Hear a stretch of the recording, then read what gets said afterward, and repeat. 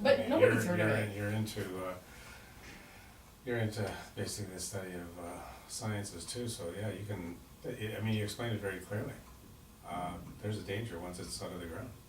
It is, and I mean, I've looked up, I've been looking up the data because if, someone questions me on it, I want to be able to, rebuttal that.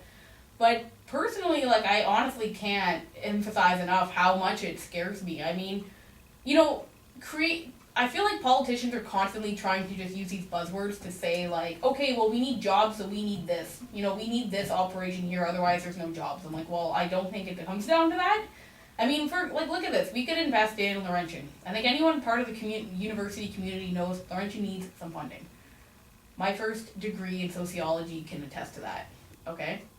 But if you think about it, say we need a new science building. You invest in the university, you build a new science building, creates jobs. It attracts more students to the town. More students in the town spending money means it's better for the local economy.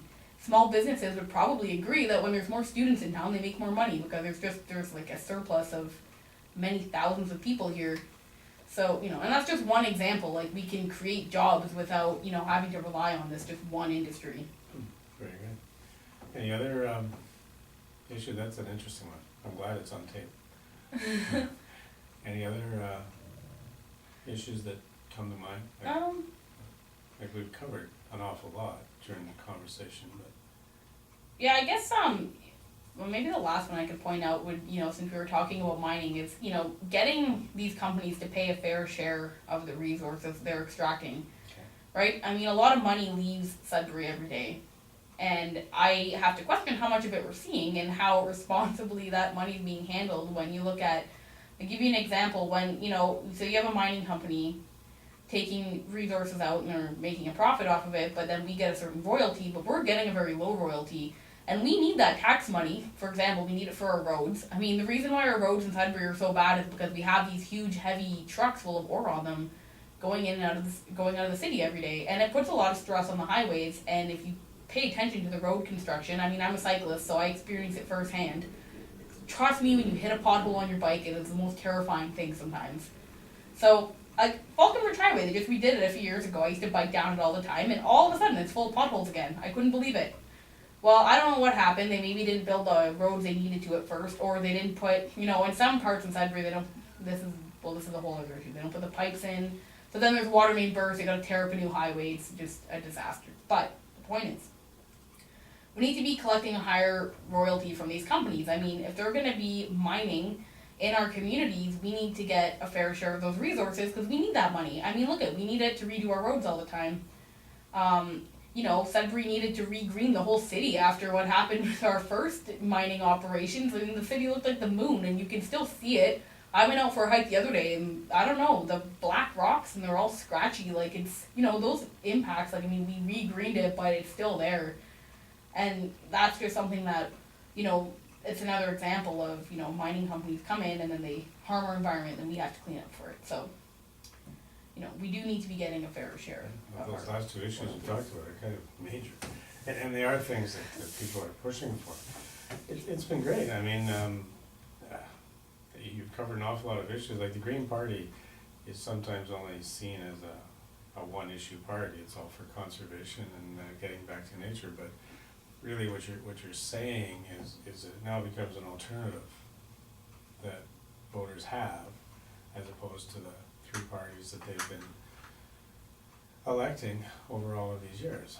Well, it's like I said, what's the definition of insanity? I mean, personally, I don't like the current Ontario government. I'm so not looking forward to, I'm really hoping that we get a couple Green MPPs in, like there's a good chance, and I'm really, really hoping that we do, because we need their voices in the legislature, but I don't know. Like, I don't have a lot of faith in any of these parties. I mean today, like, it's funny, I commented on the Liberal candidates, like, on his Facebook page. It was just, he posted something about nuisance bears, being like, oh yeah, I would support the bear hunt, and it was another issue, so I commented. And then about 2 seconds later, it was deleted, and I was blocked from commenting, and I'm like, you know what, these things need to stop. Like, these politicians are so dead set in their ways, and they can't even have an argument. You can't disagree with them. As soon as you disagree, they take it off. Well, like, you know what, if someone wants to go on my page, disagree with me, go ahead, we'll argue. I love arguing. But I'm not gonna delete it because you don't agree with me. That's not how I am, and I don't think it's very democratic to do so. But again, like, what kind of government are we gonna be electing? You know, ones that just continue the same old tactics and that don't want any opinions that don't agree with theirs. So, I don't know. I don't see a group of people who are going to end up working together. But at least you're out there with your voice. Yeah, trying. No, that's really good. Casey, thank you very much for coming in. It's nice to have all four viewpoints and all four parties. Thank you. And on the learningclinic.ca, under the radio section, this interview as well as all of the others, and also the taped candidate meetings are also on that same section, so people can actually see the Northern Life and the Chamber debates. Oh, and good. And the provincial one, plus I've got everything all on the same page, which is, you can just scroll down. That's great. I really enjoyed the Chamber debate Yeah. and the Northern Life debate. Yeah.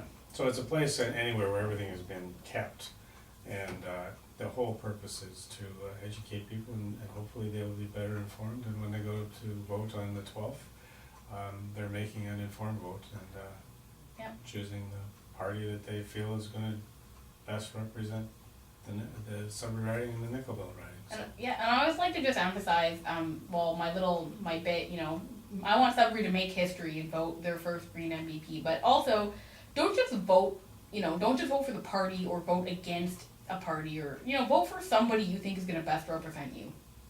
Because that's ultimately what you're getting. I mean, when you elect your member of parliament, your member of provincial parliament, you're voting for that person.